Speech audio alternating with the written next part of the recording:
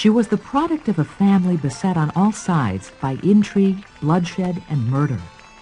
When she was crowned at age 25, her country was plagued by religious, financial, and political turmoil. Yet she would rule for 44 triumphant years and become one of England's strongest, most beloved monarchs. She was hailed by writer, nobleman, and commoner alike. They called her Gloriana. Her name was Elizabeth Tudor, Elizabeth I. Elizabeth's early years gave no preview of her glorious future.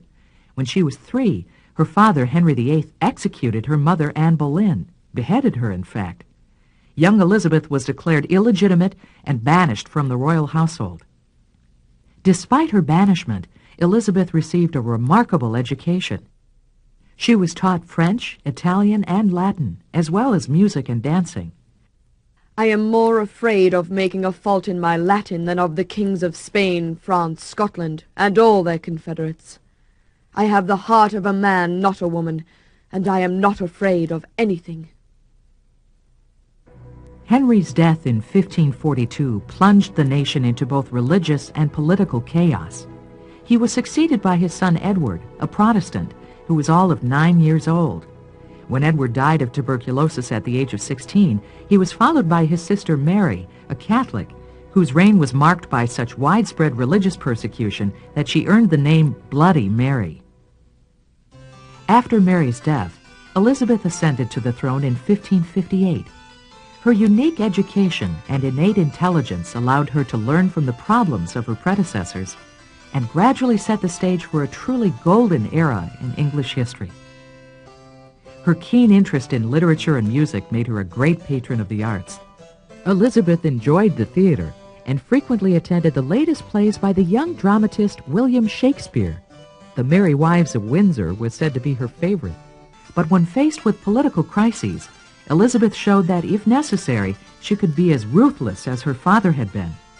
When they threatened her power as queen, Elizabeth executed her Catholic cousin Mary, Queen of Scots, and a man widely considered to be plotting against her, the Earl of Essex.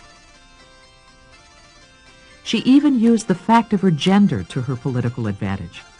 Knowing full well that she would be expected to share power with her husband, she shrewdly rejected suitor after suitor. Her refusal to share power left her with the status of the Virgin Queen. Her sure and steady hand guided the nation through religious turmoil, insurrection, and the threat of invasion by the mighty Spanish Navy, the Armada. I think foul scorn that Parma or Spain or any prince of Europe should dare to invade the borders of my realm, to which rather than any dishonor shall grow by me, I myself will take up arms. I myself will be your general, judge, and rewarder of every one of your virtues in the field. In the later years of her reign, a time of peace and prosperity, her subjects' admiration gradually developed into a cult-like devotion. She was celebrated in song and story.